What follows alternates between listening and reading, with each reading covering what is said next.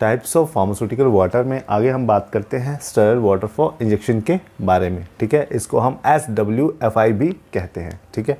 और sterile water for injection की अगर हम बात करें तो it is sterile non pyrogenic distil water in single dose container, ठीक है। जो आपका स्टेरल वाटर फॉर इंजेक्शन है वो एक सिंगल डोज कंटेनर में पैक होने वाला डिस्टिल वाटर है जो कि स्टेराइल होता है पूरी तरह से, और इसमें किसी तरह का पायरोजेनिक सब्सटेंस प्रेजेंट नहीं होता है, ठीक है। किसी तरह का पायरोजेनिक सब्सटेंस इसमें ऐड नहीं होता है, ठीक है, आपके स्टेरल वाटर फॉर इंजेक्शन में।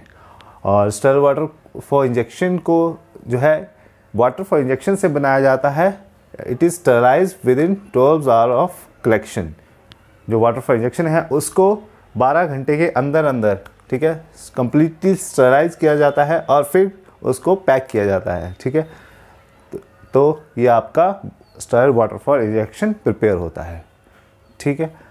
No anti microbial agent added, किसी तरह का एंटी माइक्रोबियल एजेंट ऐड नहीं होता है आपके स्टेरल वाटर फॉर इंजेक्शन में। किसी तरह का anti microbial agent, bacteriostatic agent present नहीं होता है, ठीक है। तो आपको क्लियर रहना है कि इसमें किसी तरह का कोई एंटी माइक्रोबियल एजेंट प्रेजेंट नहीं होता है।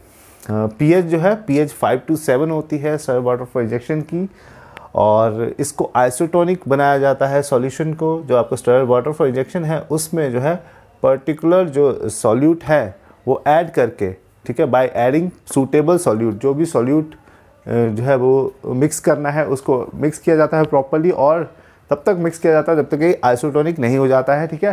फिर उस आइसोटोनिक सॉल्यूशन को जो है इंजेक्ट किया जाता है by IV route, used as IV injection, ठीक है। इंट्रावीनस इंजेक्शन के तौर पे हम स्टेरल वाटर फॉर इंजेक्शन को इंजेक्ट करते हैं, ठीक है। और इसकी अगर माइक्रोबियल लिमिट की बात करें तो वो है नॉट मोर देन 10 CFU पर ml, ठीक है।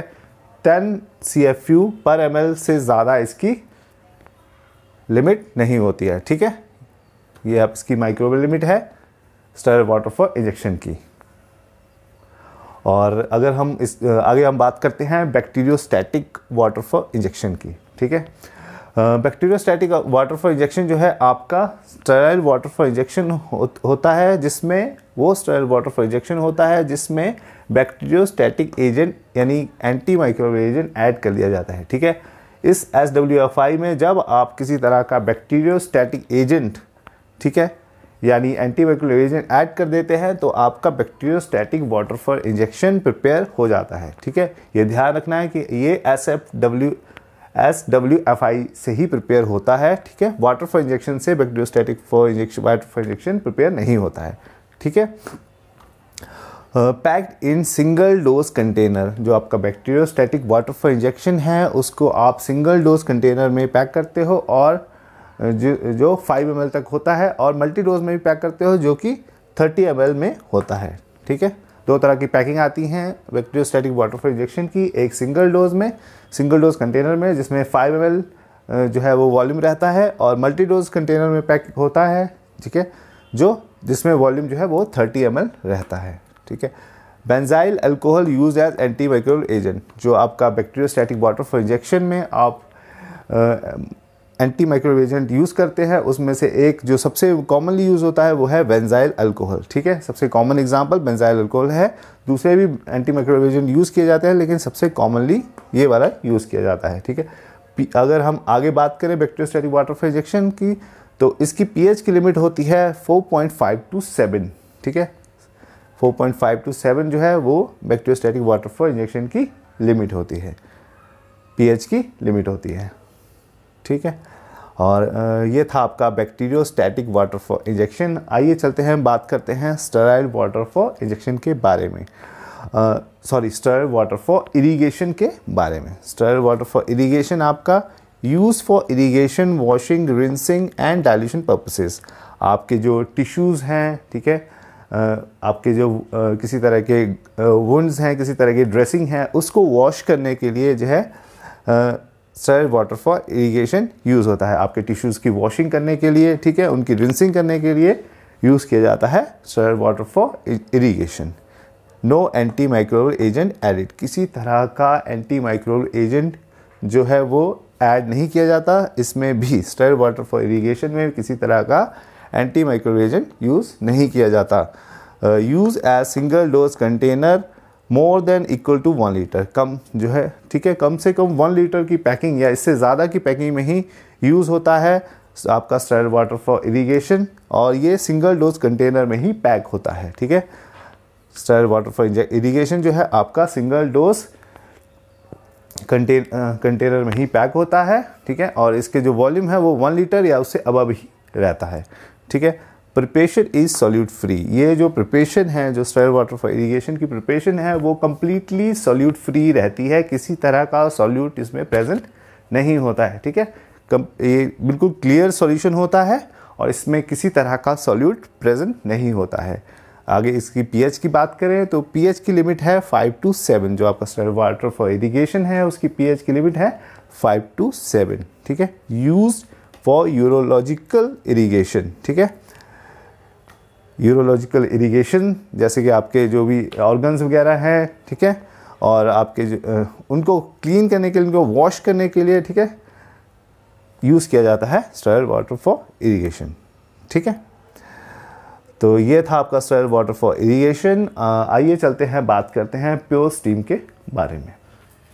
प्योर स्टीम की अगर हम बात करें तो प्योर स्टीम को क्लीन स्टीम भी कहते हैं, और ये क्लीन स्टीम जो है कैसे प्रिपेयर होती है, by distillation of purified water. जो आपका प्योरीफाइड वाटर है उसको जब डिस्टिलेशन की जाती है उसकी, ठीक है, और फिर प्योर स्टीम को कलेक्ट किया जाता है। ठीक है, तो ये आपका प्योर स्टीम प्रिपेयर होता है by distillation of purified water. ठीक है, जो आपका प्योर स्टीम है और जो आपका कन्वेंशनल स्टीम है जो बॉयलर से प्रोड्यूस होती है, दोनों डिफरेंट हैं, दोनों में कंफ्यूज नहीं होना है। ठीक है, जो आपकी कन्वेंशनल जो स्टीम होती है उसको आप प्लांट स्टीम या यूटिलिटी स्टीम भी कहते हैं। ठीक है, तो उसमें और इसमें दोनों में डिफरेंस होता है। ठीक है, तो आप जहाँ पे प्योर स्टीम यूज़ होती है वहाँ से प्योर स्टीम ही यूज़ हो सकती है। ठीक है, चलिए जानते हैं प्योर स्टीम के uses. For the steam sterilisation of equipments and containers, जो आपके जितने भी मैन्युफैक्चरिंग इक्विपमेंट्स और कंटेनर्स यूज़ होते हैं आपके स्टराइल प्रिपरेशन के लिए, पेरेंटल प्रिपरेशन के लिए, ठीक है, या ऑप्थैल्मिक प्रिपरेशन के लिए, जितने भी कंटेनर्स आपके यूज़ होते हैं उनमें आपको इक्विपमेंट्स को स्टराइल करना पड़ता है, तो उनकी स्टरलाइजेशन के लिए आप प्योर स्टीम का यूज़ करते हो। ठीक है, अगला यूज़ जानते हैं, टू रिमूव एनी को डिपोजिटेड इम्प्योरिटीज़ रेजिड्यूज़।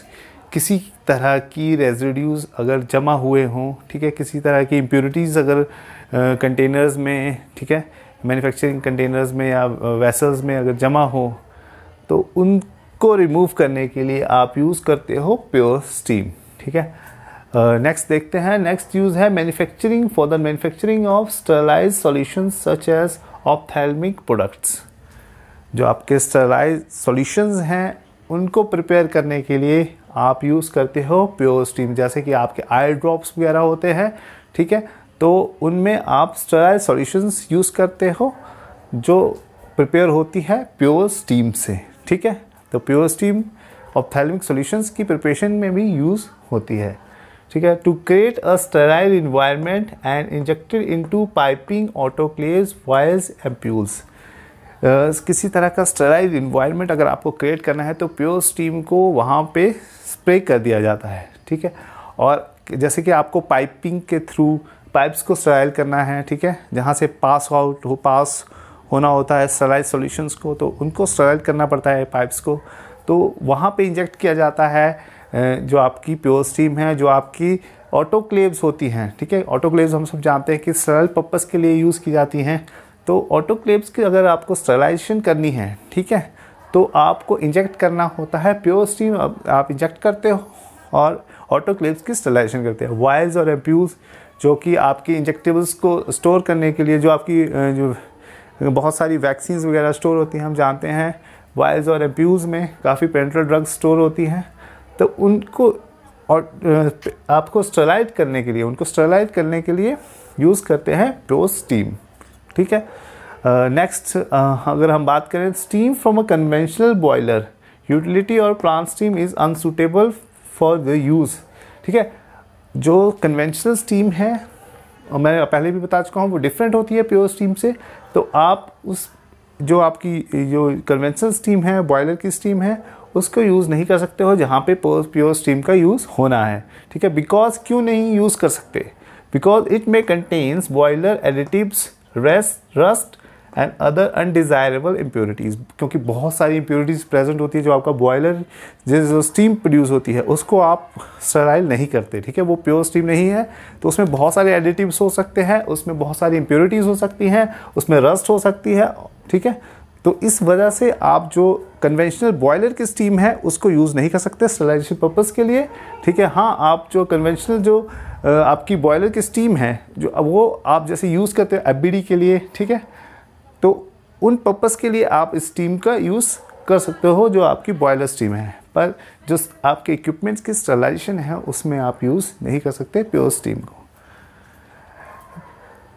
नेक्स्ट अगर हम बात करें तो स्टराइल वाटर फॉर इनहेलेशन की बात करते हैं। और स्टराइल वाटर फॉर इनहेलेशन पहले हम जान लेते हैं कि किस पर्पज़ के लिए यूज़ होता है। जो आपके इनहेलेशन प्रोडक्ट्स होते हैं, इनहेलेशन के लिए यूज़ होते हैं ड्रग्स, उनके लिए यूज़ किया जाता है स्टराइल वाटर फॉर इनहेलेशन। और ये यूज़ था इसका। और जो है इसको प्रिपेयर कैसे किया जाता है जानते हैं। इसको प्रिपेयर करते हैं वाटर फॉर इंजेक्शन को स्टराइल करके और फिर पैकेज फॉर्म में स्टोर करते हैं इन द ग्लास और प्लास्टिक कंटेनर्स। ठीक है, जो आपका वाटर फॉर इंजेक्शन है उसको स्टराइल करके फिर उसको एक ग्लास कंटेनर में या प्लास्टिक कंटेनर में स्टोर किया जाता है, that is Sterlite water for inhalation. ठीक है, किसी तरह के एंटी माइक्रोबियल एजेंट्स ऐड नहीं होते हैं स्टराइल वाटर फॉर इनहेलेशन में, याद रखना है। No anti microbial agents added to the water for inhalation. अगर हम पीएच की बात करें तो स्टराइल वाटर फॉर इनहेलेशन की पीएच 4.5 से 7.5 होती है। ये यूएसपी की लिमिट है इसकी। ठीक है, और 4.5 से 7.5 पीएच होती है स्टराइल वाटर फॉर इनहेलेशन की। ठीक है, do not use for parenteral administration. जो स्टराइल वाटर फॉर इनहेलेशन है वो सिर्फ इनहेलेशन पर्पज़ के लिए यूज़ किया जा सकता है, पर इसको आप इंजेक्टेबल्स के लिए यानी पेरेंट्रल एडमिनिस्ट्रेशन के लिए यूज़ नहीं कर सकते। ठीक है, तो ये बहुत इंपॉर्टेंट पॉइंट है कि Sterlite water for inhalation can not be use for the parenteral administration. ठीक है, तो ये था आपका टाइप ऑफ फार्मास्यूटिकल वाटर। यहीं पे कंप्लीट होता है आपका टाइप ऑफ फार्मास्यूटिकल वाटर। अगर आपको कोई क्वेरी है, कुछ आपको समझ नहीं आया है, ठीक है, तो आप कमेंट बॉक्स पे पूछिए मुझसे। और अगर आपको ये समझ आया मेरा वीडियो तो लाइक कीजिए, सब्सक्राइब कीजिए और शेयर करना ना भूलना Pharma Scholars. Thank you, that's all, bye.